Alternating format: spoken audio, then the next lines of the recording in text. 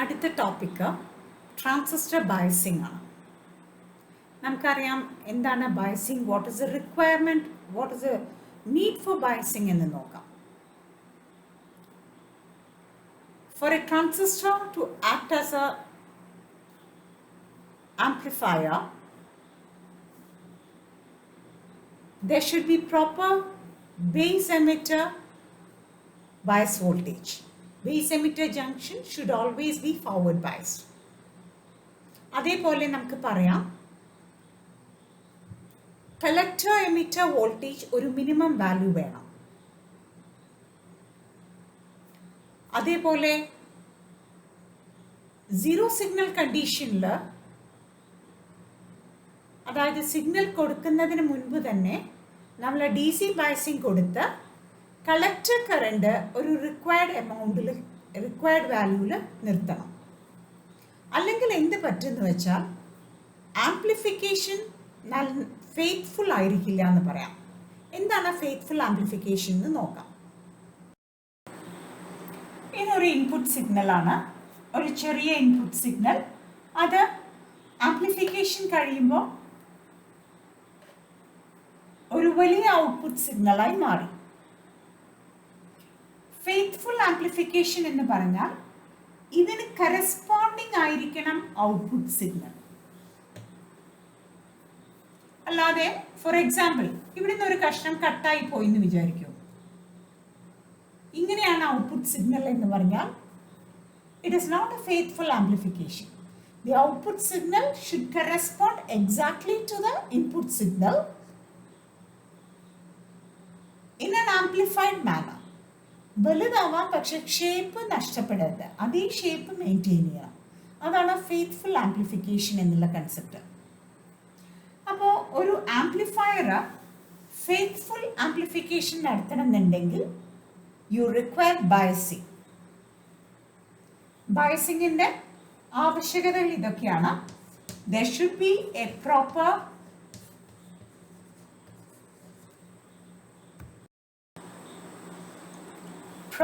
zero signal collector current. എന്താണ് അതിൻ്റെ പ്രസക്തി നോക്കാം.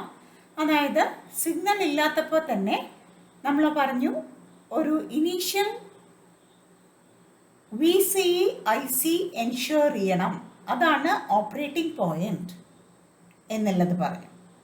അപ്പോൾ സീറോ സിഗ്നൽ കളക്ടർ കറണ്ട് അതാണ്. സിഗ്നൽ ഇല്ലാത്തപ്പോൾ ഉള്ള I C and V C ആണ് ഓപ്പറേറ്റിംഗ് പോയിന്റ്. അതിൽ ഐ സി ഇപ്പോൾ suppose it is 1 milli ampere ആണ് അതിൻ്റെ സീറോ സിഗ്നൽ കളക്ടർ കറണ്ട്. അതായത് സിഗ്നൽ ഇല്ലാത്തപ്പോൾ കളക്ടറിൽ ഡി സി ബയസിംഗ് കൊണ്ട് ഉള്ള കറണ്ട് ഇതാണ്. ഇനി ഒരു സിഗ്നൽ വരികയാണ് 1 milli ampere positive height and 1 milli ampere negative ഹൈറ്റുള്ള ഒരു സിഗ്നൽ വരികയാണെന്ന് വിചാരിക്കും. അപ്പോൾ ആ variation happens about the zero signal collector current. അത് കഴിഞ്ഞ ക്ലാസ്സിൽ പറഞ്ഞതാണ്. സീറോ സിഗ്നൽ കളക്ടർ കറണ്ട് എന്താണോ അതിൻ്റെ മുകളിലാണ് സിഗ്നൽ വേരിയേഷൻസ് വരിക. അപ്പോൾ ഇത് 1 മില്ലി ആംപിയർ ആണ്. സോ ഇത് 1 മില്ലി ആംപിയർ ആണ്. ഇങ്ങനൊരു സിഗ്നൽ വന്നു കഴിഞ്ഞാൽ ഇത് ഫെയ്ത്ത്ഫുൾ ആയിട്ട് തന്നെ ആംപ്ലിഫൈ ചെയ്യും. ഇനി സപ്പോസ് ഞാൻ കൊടുക്കുന്ന സിഗ്നൽ 1.5 മില്ലി ആംപിയർ, കുറച്ചും കൂടെ വലിയ സിഗ്നൽ ആണെന്ന് വിചാരിക്കും. 1 മില്ലി ആംപിയറിന് പകരം എൻ്റെ സിഗ്നൽ 1.5 മില്ലി ആംപിയർ ആണ്. അപ്പോൾ ഇങ്ങനെയാണ് വരിക. പക്ഷേ 1 മില്ലി ആംപിയറെ നമ്മുടെ ബയസിംഗ് ഉള്ളൂ. അപ്പോൾ അതുകൊണ്ട് എന്ത് പറ്റും, 1 കഴിഞ്ഞ് 0.5 താഴത്തേക്ക് വന്നത് ഇവിടെ കട്ടായി പോകും. This will be your output now. കാരണം D C biasing condition 1 milli ആംപിയറേ ഉള്ളൂ. അതിൻ്റെ മുകളിൽ 1.5 പോസിറ്റീവ് വന്നു, പ്രശ്നമില്ല. പക്ഷെ 1.5 നെഗറ്റീവ് വരുമ്പോൾ അത് കട്ടായി പോകും. സഫീഷ്യൻറ്റ് ബയസിംഗ് ഇല്ല എന്നാണ് അവിടെ അർത്ഥം. അപ്പോൾ this will lead to unfaithful amplification. The signal will get cut. Clip ചെയ്തു പോകും. അപ്പോൾ അതുകൊണ്ട് അപ്പോൾ സീറോ സിഗ്നൽ കളക്ടർ കറണ്ടിൻ്റെ പ്രസക്തി മനസ്സിലായെന്ന് വിചാരിക്കുന്നു. അപ്പോൾ ബയസിങ്ങിൻ്റെ ഒരു പ്രധാന ഉദ്ദേശം സഫിഷ്യൻ്റ് ആയ അല്ലെങ്കിൽ proper zero signal collector current വേണം എന്നുള്ളതാണ്. രണ്ടാമത്തെ main aim of biasing is there should be to ensure that there is proper base emitter voltage. ഇത് നമ്മൾ പലതവണ കണ്ടിട്ടുള്ളതാണ്. ഒരു ട്രാൻസിസ്റ്ററിന് വർക്ക് ചെയ്യണമെന്നുണ്ടെങ്കിൽ base emitter junction should be forward biased. അതുകൊണ്ട് there should be proper base emitter voltage or else the transistor will not work. Transistor ആക്ഷനേ ഉണ്ടാവില്ല. മൂന്നാമത്തെ point there should be proper collector emitter voltage. Output വോൾട്ടേജും നമ്മൾ zero signal കണ്ടീഷനിൽ sufficient ആയി keep ചെയ്യണം.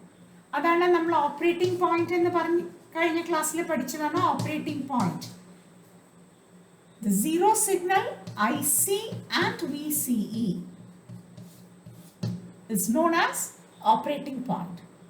അപ്പോൾ ഈ രണ്ട് വാല്യൂസ് എൻഷുർ ചെയ്യാൻ വേണ്ടിയാണ് നമ്മൾ ട്രാൻസിസ്റ്ററിനെ ബയസ് ചെയ്യുന്നത്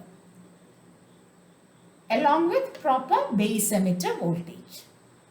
ഈ മൂന്ന് കണ്ടീഷൻ സാറ്റിസ്ഫൈ ചെയ്യാൻ വേണ്ടി നമ്മൾ ട്രാൻസിസ്റ്ററിനെ ബയസ് ചെയ്യുന്നു.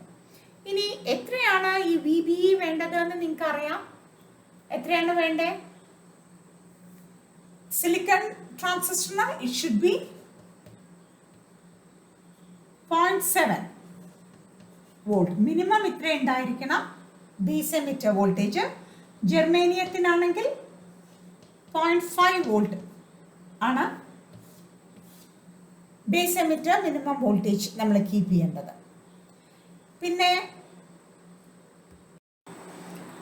മിനിമം കളക്ടർ എമിറ്റർ വോൾട്ടേജ് സിലിക്കണിന് 1 വോൾട്ട് ഉണ്ടായിരിക്കണം, ജെർമേനിയത്തിന് 0.5 വോൾട്ട് ഉണ്ടായിരിക്കണം. അപ്പോൾ ഇതെല്ലാം എൻഷുർ ചെയ്യാൻ വേണ്ടിയാണ് ബയസിങ് കൊടുക്കുന്നത്. ഇനി ബയസിങ് പലതരത്തിൽ നമുക്ക് ചെയ്യാം. ഇനി നാലാമത്തെ പോയിന്റ് ആയിട്ട് a proper biasing circuit should provide good stabilization. A biasing circuit should provide good stabilization എന്നുള്ളത്. എന്താണ് സ്റ്റെബിലൈസേഷൻ എന്ന് ആദ്യം നോക്കാം. Making collector current independent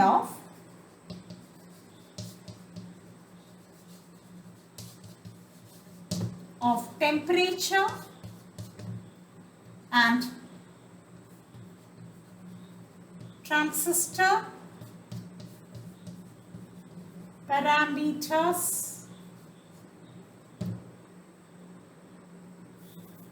variation in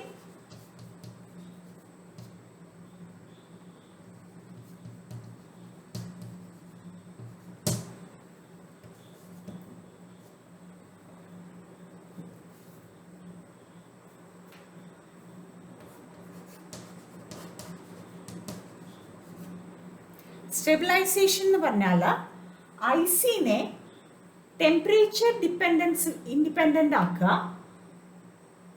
അതേമാതിരി ട്രാൻസിസ്റ്റർ പാരാമീറ്റേഴ്സ് മാറിയാലും IC മാറരുത്. നമുക്കറിയാം ഒരു സീറോ സിഗ്നൽ ICയെ പറ്റിയെല്ലാം നമ്മൾ പറഞ്ഞു. അപ്പോൾ ആ IC ടെമ്പറേച്ചർ മാറിയാൽ മാറാൻ പാടില്ല.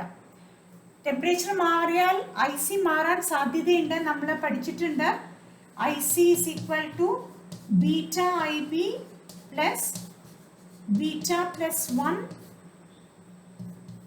ICBO. ഇതൊരു റിലേഷൻ ആയിരുന്നു. ലീക്കേജ് കറണ്ട് ICBO വെച്ചിട്ട് അന്ന റിലേഷനാണ്. ഇതിൽ നോക്കൂ, നമുക്കറിയാം ടെമ്പറേച്ചർ മാറിയാൽ ലീക്കേജ് കറണ്ട് മാറും. For every 10 degree rise in temperature leakage current doubles, റഫ്ലി പറഞ്ഞാണ്. അപ്പോൾ ടെമ്പറേച്ചർ മാറിയാൽ ICBO മാറും, അതുകൊണ്ട് IC മാറും. അപ്പം നമ്മുടെ സീറോ സിഗ്നൽ IC എല്ലാം മാറിപ്പോയാൽ നമ്മുടെ ബയസിങ് എല്ലാം പ്രശ്നമാവും. അപ്പോൾ stabilization means making IC independent of temperature variations. ആ ഒരു കൺസെപ്റ്റ് ആണ് സ്റ്റെബിലൈസേഷൻ്റെ ഫസ്റ്റ് പോയിന്റ്. സ്റ്റെബിലൈസേഷൻ്റെ second point making IC independent of variation in transistor parameters. അതായത് ഒരു ട്രാൻസിസ്റ്റർ മാറ്റി വേറൊരു സിമിലർ ട്രാൻസിസ്റ്റർ വെക്കുകയാണെന്ന് വിചാരിക്കും. അപ്പോൾ അതിൻ്റെ കറണ്ട് ആംപ്ലിഫിക്കേഷൻ ഫാക്ടർ ബീറ്റ കുറച്ച് മാറിയെന്നിരിക്കും. അപ്പോഴത്തേക്കും എല്ലാ സർക്യൂട്ട് പാരാമീറ്റേഴ്സും മാറി ഔട്ട്പുട്ട് എല്ലാം മാറുകയാണെങ്കിൽ ബുദ്ധിമുട്ടായിരിക്കും. No two transistor will be typically or perfectly similar. കുറച്ച് വേരിയേഷൻസ് എപ്പോഴും ഉണ്ടാവും. അപ്പോൾ ആ ഒരു ചെറിയ ട്രാൻസിസ്റ്റർ പാരാമീറ്റേഴ്സിൻ്റെ ഡിപ്പെൻഡൻസിനെ നമുക്ക് കഴിയുന്നതും കുറയ്ക്കണം. IC should be made independent of transistor parameter variations. അതാണ് സ്റ്റെബിലൈസേഷൻ്റെ രണ്ടാമത്തെ ഉദ്ദേശം. ഒന്നും കൂടെ പറയാം. ബയസിങ് എന്തിനാണ്? 4 പോയിന്റുകൾ പറയാം. ഒന്ന്, it should ensure proper zero signal collector current. It should ensure proper base emitter voltage. It should ensure proper collector emitter voltage for the proper functioning of the transistor. നാലാമത്തെ point, it should ensure stabilization of the circuit or stability of the circuit. What do you mean by stability?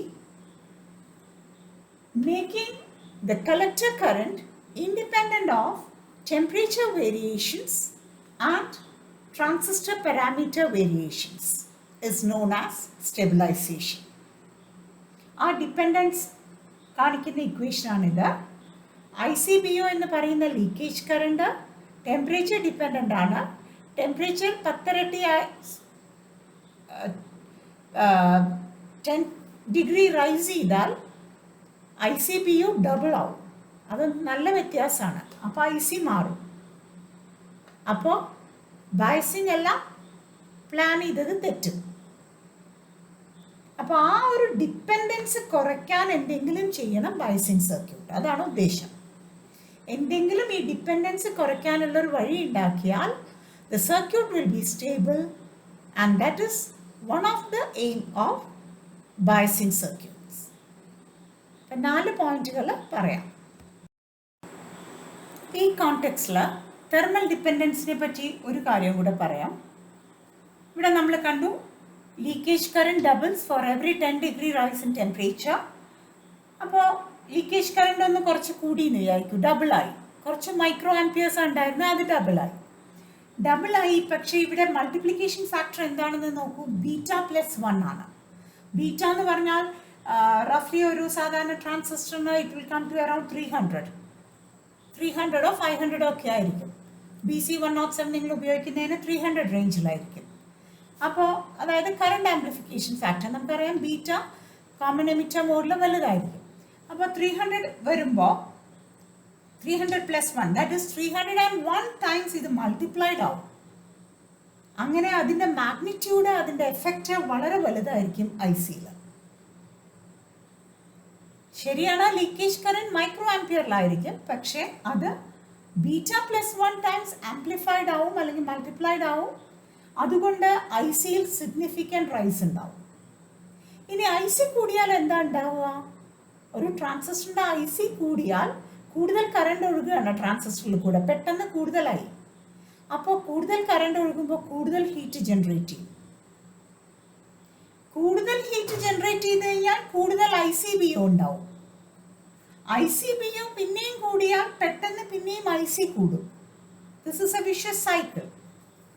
അപ്പോൾ IC കൂടിയാൽ അങ്ങനെ പിന്നെയും ICBO കൂടും, പെട്ടെന്ന് IC control ഇല്ലാതെ കൂടും, അങ്ങനെ ട്രാൻസിസ്റ്റർ നശിക്കും. ഈ കണ്ടീഷനെയാണ് തെർമൽ റൺഅവേ എന്ന് പറയുന്നത്. This condition of transistor is known as thermal runaway. It is destroyed because of heat. So what is thermal runaway? When temperature increases, the leakage current increases. It will be multiplied by beta plus 1 times as per this equation. This will lead to increase in IC. Increase in IC will lead to again increase in temperature. It will again increase ICPO. This will go on in a cycle, and finally this transistor will be destroyed because of a very high value of collector current. This condition or destroying of transistor because of this heat is known as thermal runaway. അപ്പോൾ stabilisation of the circuit എന്നുള്ള കൺസെപ്റ്റിൻ്റെ കൂടെ നമ്മൾ thermal റൺഅവേ എന്നുള്ളൊരു condition discuss ചെയ്തു. അപ്പോൾ ഇങ്ങനെ സംഭവിക്കാതിരിക്കാനാണ് biasing circuit stabilization of the circuit ensure ചെയ്യണം, ഉറപ്പുവരുത്തണം.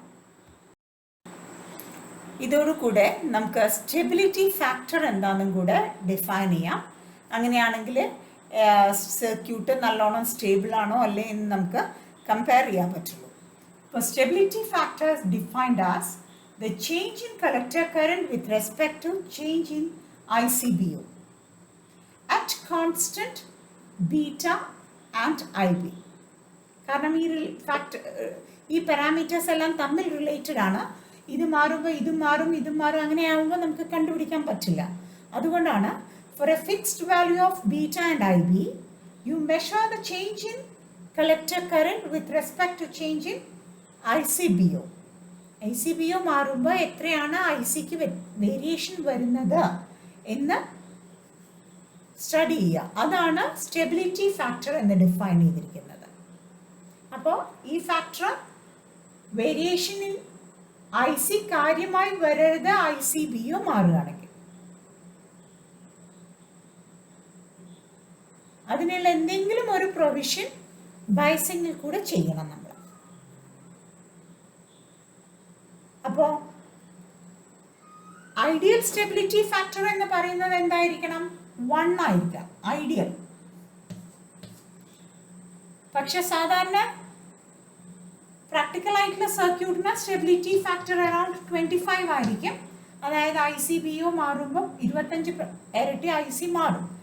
അതിനേക്കാൾ കൂടുതൽ സ്റ്റെബിലിറ്റി ഫാക്ടർ കൂടി കഴിഞ്ഞാൽ that circuit is not stable എന്നാണ് അർത്ഥം. 25നേക്കാൾ കൂടുതൽ സ്റ്റെബിലിറ്റി ഫാക്ടർ ഉള്ള ഒരു സർക്യൂട്ട് സ്റ്റേബിൾ അല്ല എന്നാണ് നമ്മൾ പറയുക. ഐഡിയലി സ്പീക്കിംഗ് 1 ആയിരിക്കണം. അതായത് എത്ര ICBO മാറുന്നോ അത്ര മാത്രമേ IC മാറാൻ പാടുള്ളൂ. പിന്നെ അതൊരു വിഷ്വസ് സൈക്കിളായി നടക്കരുത്. IC മാറി, ടെമ്പറേച്ചർ മാറി, ICBO മാറി, IC മാറി, അങ്ങനെ അത് കൂടി കൂടി പോവരുത്. അപ്പോൾ ഐഡിയലി പറഞ്ഞാൽ ICBO എത്ര മാറി അത്ര IC മാറാൻ പാടുള്ളൂ. പക്ഷെ പ്രാക്ടിക്കലി അങ്ങനെ സർക്യൂട്ട് കിട്ടില്ല. നമുക്ക് IC മാറുമ്പോൾ കുറച്ച് ടെമ്പറേച്ചർ കൂടും, അങ്ങനെ ഒരു സൈക്കിൾ ഉണ്ടാവും. ഓക്കെ, അപ്പോൾ സ്റ്റെബിലിറ്റി ഫാക്ടർ ബിലോ 25 ആണെങ്കിൽ നമ്മൾ സ്റ്റേബിൾ ആയിട്ട് പറയാറുണ്ട്. അതാണ് സ്റ്റെബിലിറ്റി ഫാക്ടർ. ഇനി നമുക്ക് ICയുടെ എക്സ്പ്രഷനിൽ നിന്ന് സ്റ്റെബിലിറ്റി ഫാക്ടറിന് വേറൊരു എക്സ്പ്രഷൻ നോക്കാം. ഇതാണ് നമ്മുടെ ICയുടെ expression, beta IB plus beta plus 1 ICBO. അപ്പോൾ ഇതിൽ നിന്ന് നമുക്ക് സ്റ്റെബിലിറ്റി ഫാക്ടർ എന്താണെന്ന് നമ്മൾ പറഞ്ഞിട്ടുണ്ട്. It is DICBO by DIC. അതൊന്ന് നമുക്ക് ഡിറൈവ് ചെയ്തെടുക്കാം എന്താണ് എക്സ്പ്രഷൻ എന്നുള്ളത്. So let us differentiate this equation with respect to IC. അപ്പോൾ DIC by DIC 1 വരും. 1 is equal to beta DIB by DIC plus beta plus 1 DICBO by DIC. Okay, we differentiate it with respect to IC.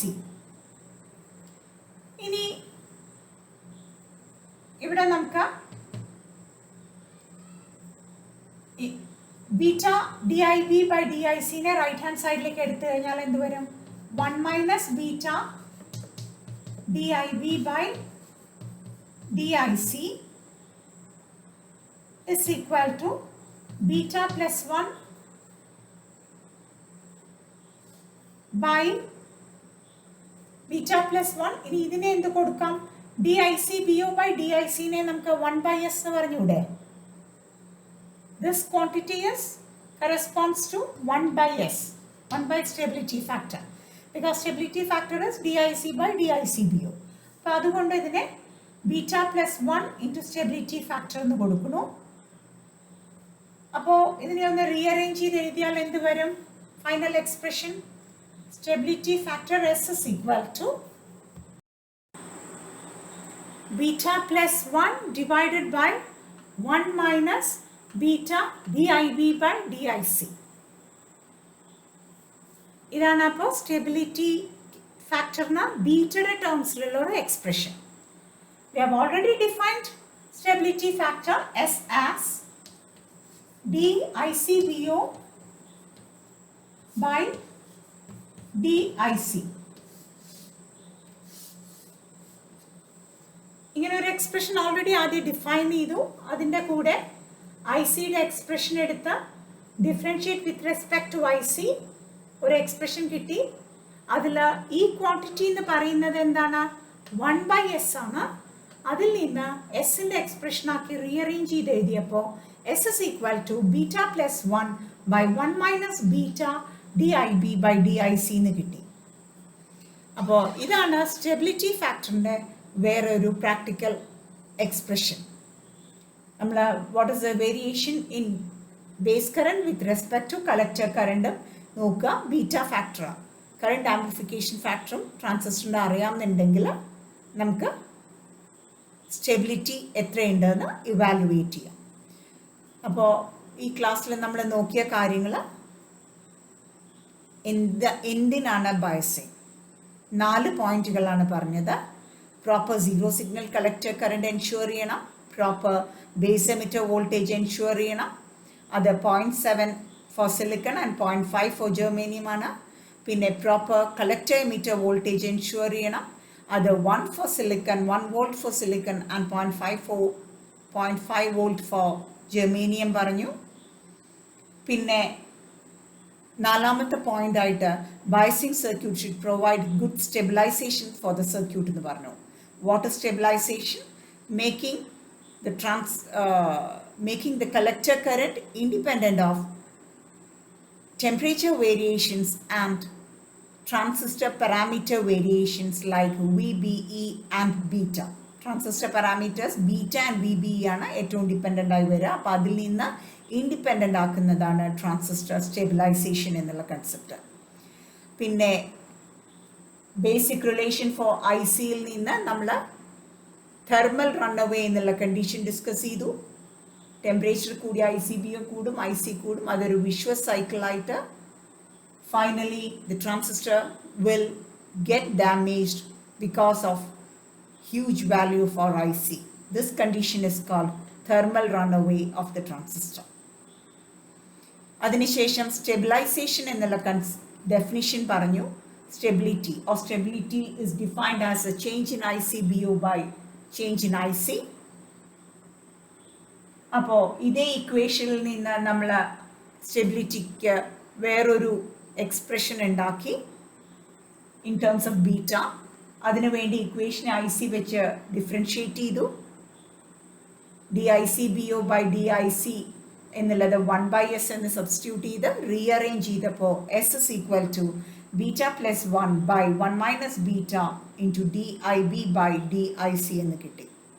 അപ്പോൾ ഈ expression നമുക്ക് evaluate ചെയ്യാം പലതരം biasing സർക്യൂട്ട്സിന് വേണ്ടി. ഇനി നമ്മൾ അടുത്ത ക്ലാസ്സിൽ ഡിസ്കസ് ചെയ്യാൻ പോകുന്നത് different types of biasing circuits ആണ്. അപ്പോൾ ഓരോ സർക്യൂട്ടിലും ഈ സ്റ്റെബിലിറ്റി എത്രത്തോളം സ്റ്റെബിലിറ്റി ഫാക്ടർ എത്രത്തോളം കിട്ടുന്നുണ്ടെന്ന് നോക്കാം. സ്റ്റെബിലിറ്റി ഫാക്ടറെ പറ്റി പറഞ്ഞത് ideally stability factor should be 1, but practically it will not be 1, it will be greater than 1. Up to 25 value for the stability factor we can allow it, but beyond that we say the circuit is not stable. അപ്പോൾ അടുത്ത ക്ലാസ്സിൽ biasing സർക്യൂട്ട്സിനെ പറ്റി discuss ചെയ്യാം. ഇത്രയും background ഉള്ളതുകൊണ്ട് എന്തിനാണ് എങ്ങനെയാണ് എന്നുള്ളത് ഇനി നോക്കാം. എന്തിനാണെന്ന് നമ്മൾ ഡിസ്കസ് ചെയ്തു ബയസിങ്. ഇനി എങ്ങനെയാണ് ബയസിങ് കൊടുക്കുന്നത് എന്നും ഡിസ്കസ് ചെയ്യാം. Thank you.